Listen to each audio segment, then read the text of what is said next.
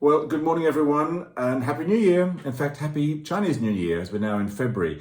And also happy 150th anniversary to the Royal Albert Hall. I don't think any of us imagined we'd be celebrating in this way.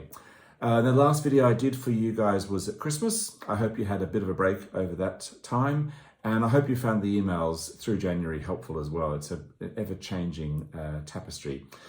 We are unfortunately still in really high levels of COVID in the country, and that's of course affecting the hall and our chance to reopen. I should just say as an aside, whenever I talk to my family in Australia, it's most frustrating because of course Australia, they're all at the beach, they're having lunch and they're not distanced at all, and there are no masks in sight. Anyway, here we are in London.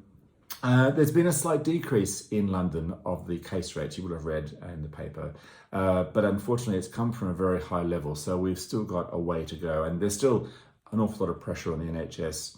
The vaccinations have started, as you also know, and that's going really well. So that's the best good news story we've had so far. The issue, of course, is we just don't know how long the immunity will last and what that will mean for behaviours and, of course, what that means for the hall. So the restrictions, we're pretty sure, will have to remain in place for some time. There is going to be an announcement on the 22nd of February or thereabouts about lockdown changes here in England, and that hopefully will mean some bright light for us. The relaxation strategy will be phased, though. We'll probably go back into tiers, as you know, and it will take some time. So we don't really know yet what that means in terms of our reopening plans. In December, indoor venues were limited to 50% of their capacity or 1,000 seats, whichever was the lower. And of course, for the hall, that means 1,000 seats. So we managed to get 3 concerts up for Christmas, and I was there for those concerts, and it was such a great feeling. I mean, everyone worked so hard to get the shows on and have the hall open. So thanks to everyone who was involved. It was really just so rewarding and personally so satisfying to see you all, see the stewards, the crews, the stage door guys and everyone. So it was short and bright, but it was terrific. So as I say, mitigation measures will be in place for some time. We don't really know what that means to us, but I think whatever happens, our industry will be working with a higher level of uncertainty in the future. There will probably be more cancellations when we open up again, and our insurers are working really hard now to find a way for that to be mitigated in some way through our insurance policies, but it's a really tricky issue and we don't really know the answer yet. We have decided at the moment, though, not to have any public events at the hall till at least the end of March. Anything we had for the public up to that time has been rescheduled or cancelled. And we're looking now at April and May, and I think sadly it means that we're going to lose events in April and May. But we haven't made the decision yet. We're waiting for government advice, but the wind is in the air that we will have to make those changes, and that's a bit of a shame.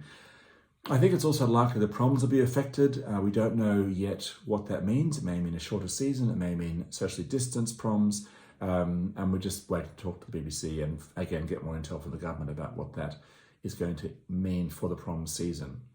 I really want to say though that the positive side of all this has mean the projects team have been able to crack on with things inside the hall. There's been an enormous amount of work going on behind the scenes, particularly with the plaster inspections, and there's been some horror stories, I have to say, in what the guys have uncovered in terms of plaster, but they've uncovered the problems and it's been repaired. So a huge thank you to the projects team, but also to the BST guys, stage door and the crew, and all of those of you who've been working behind the scenes to keep the hall in tip-top shape and really just operating.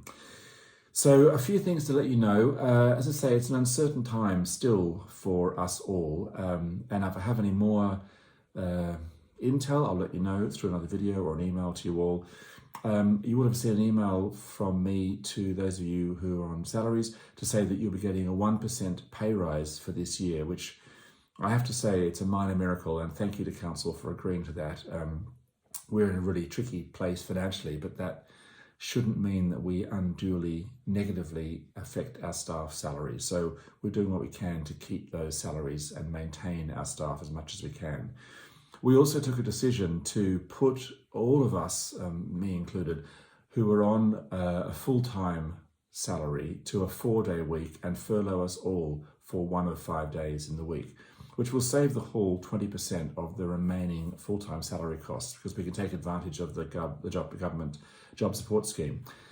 So that's helpful, and thank you. I know everyone's really busy, and asking you to work only 4 days a week isn't a reflection of how much time you've got in your hands. I know that people are really busy, and to not work on one day of your 5 days is much appreciated, because it will save us a lot of money. And as you can imagine, we're desperately trying to find ways to save money for the hall at this time. So it's hard to budget as well, because we just don't know what we're allowed to do in terms of opening up. The job retention scheme has been, or continues to be, an absolute lifeline for all of us. And without that, we'd be in a really difficult situation, a more difficult situation than we are at the moment. I think I mentioned before that we'd applied for a £20 million loan from government. That's looking pretty likely, and hopefully it'll be signed in the next month. That will allow us to build our reserves back. It doesn't mean a great wad of cash suddenly for us to spend. It just means we are able to stay in business, get back to a pre-COVID reserves position. In the meantime, we're all staying focused, I'm sure you all are, on reopening. The remobilisation plans are going really well, and thank you for everyone involved in that. And we are starting work on the business plan for 22 through 26. The key themes of the business plan are probably worth sharing with you are innovation, sustainability, well-being, efficiency, and diversity. And just on diversity, since we closed, I know we've done a bit of work with you on getting your thoughts on how we can be a more diverse and inclusive organisation, and your feedback and your comments have been really helpful and taken on board. And that training is now rolling out amongst the staff and the trustees, which it can start whilst we're closed, and that will happen in the next month, which is terrific. We're going to also consult through the various departments on the vision, values and behaviours. So when we open, we're going to hit the ground running and have a plan of attack for the years 20 through to 26. So I want to end on a positive. I want to share with you my vision, which I've had some input from the heads and the directors on, but this is, well, it's really my vision for the hall. It's an internal statement that we're not going to publish, but it's just something for us all to use as a touchstone in how we do our jobs, how we treat each other, and how we get on as one big team inside the Royal Albert Hall. So here's the vision. The vision is to bring people together for inspirational events on the world's most eclectic stage. I hope you like it. Hang in there, everyone. We're doing really well, and I hope to see you all really soon. Thanks very much. Bye-bye.